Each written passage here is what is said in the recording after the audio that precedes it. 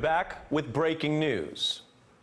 The U.S. Senate is poised to reject efforts to basically do anything on Obamacare. We can show you the scene at the U.S. Senate today. Long lines to protest the first and only hearing on that last-ditch Republican bill to repeal Obamacare. Susan Collins now, within the last 10 minutes, announcing her decision against the bill, which would seem to doom it, as we were just reporting moments ago.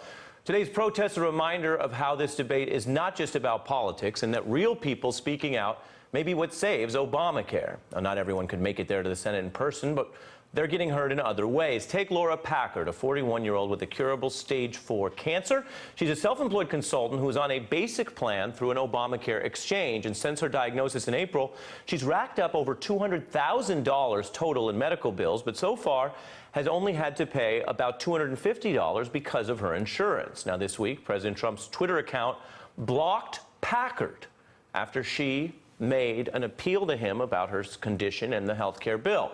The president basically announcing that he wants to disappear Packard's message from his account, and she posted a new response.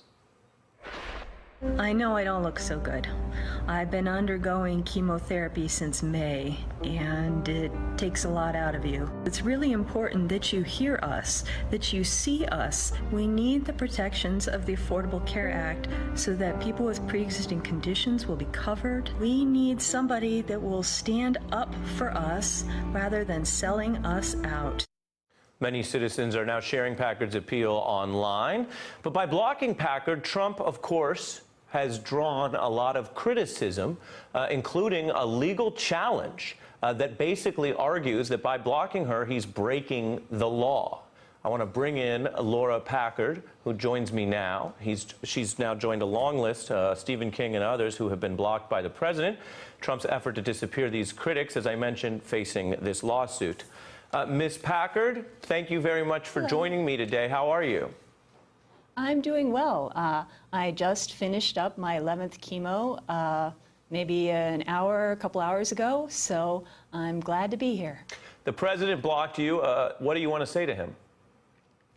Well, I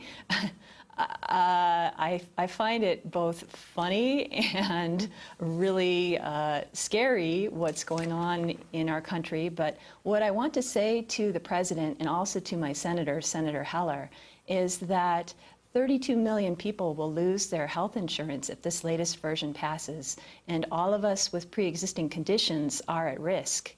And this isn't something that anybody plans for. I certainly didn't wake up expecting to have cancer.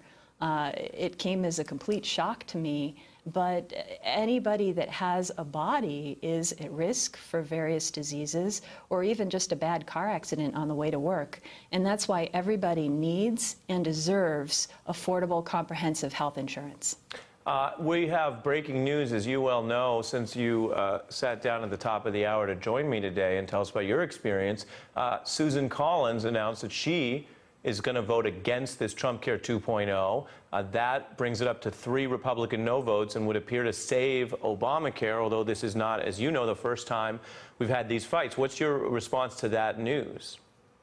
Well, I think it's great news, and I'm glad that Senator Collins is listening to the people in Maine and the people around the country, because any given senator, they're not only voting for their state, they're voting for all of us. So I'm thrilled. I'm not sure I trust that news yet, because we've seen this happen before in the House, where it looked like it was defeated and then it came back again. Unfortunately, this bill is kind of like cancer. You think you have it licked and then it comes back.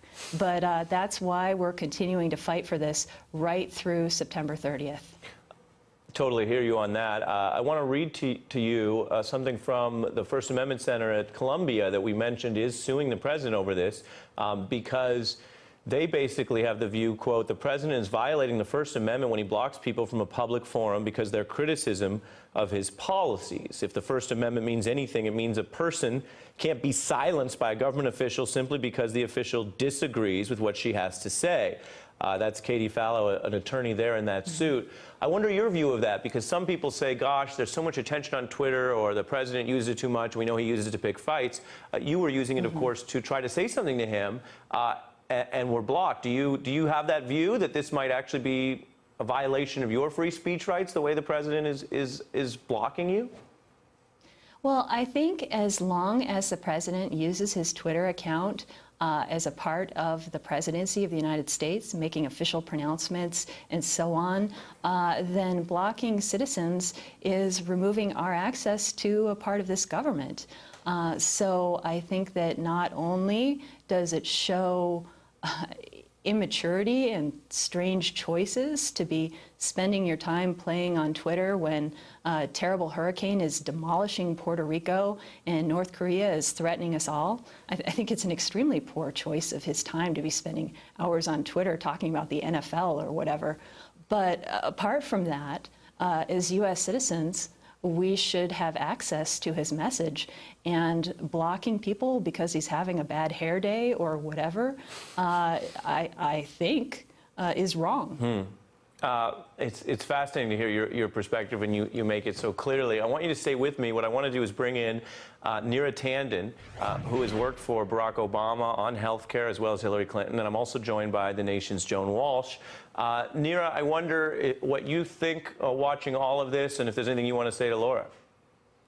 Well, I think Laura's voice is exactly what this debate is about, and the idea that President Trump would not want to hear from her or members of Congress don't want to hear her voice is really what's so insane about the situation we're in. This bill does harm to the healthcare system in America. It does harm to people. CBO just found that millions of people will lose coverage, and Laura's voice is absolutely the voice President Trump and the Senate should hear from. So the idea that he blocks her is part of one of the reasons why we're in this situation. Those voices aren't being heard sufficiently. Joan? The president is just such a whiny little man, and I salute Laura for her effort to speak so incredibly calmly and with such information to try to educate him, even if he can't be educated. I just want to add, I'm really happy that Senator Collins has come out tonight, but I kind of feel the way Laura does, that this bill is like cancer. It can often come back, and we've seen, you know, we saw it in the House. I don't know. I would love to see Senator Murkowski make it clear she is a no. I do not trust Rand Paul.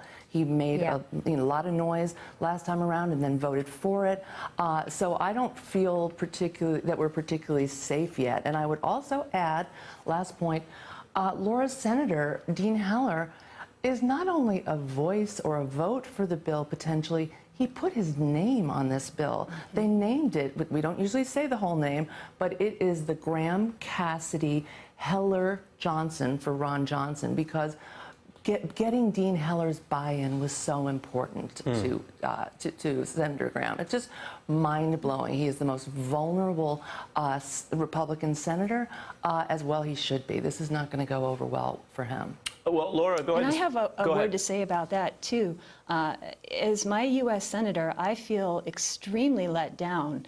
We know that he knows this is a bad idea because he came out and did the press conference with Governor Sandoval a few months ago and talked about all the ways in which this bill would be bad for Nevada.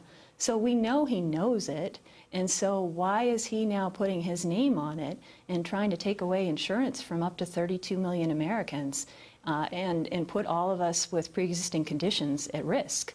So it doesn't seem like he's listening to the people of Nevada. Right. Well, Laura, reading about and watching you online and the work you've done in sharing your perspective and your story, it's incredibly dignified, it's incredibly courageous. So I'm glad you made some time to join us on a busy news day. And given the lawsuit and given that there is this wider question of whether the president's abusing his power and his control over government resources to hear from people like you, I guess he didn't want to hear from you. We did. So I'm glad you joined us. And thanks to Neera and Joan as well. Hey there, I'm Chris Hayes from MSNBC. Thanks for watching MSNBC on YouTube. If you want to keep up to date with the videos we're putting out, you can click subscribe just below me or click over on this list to see lots of other great videos.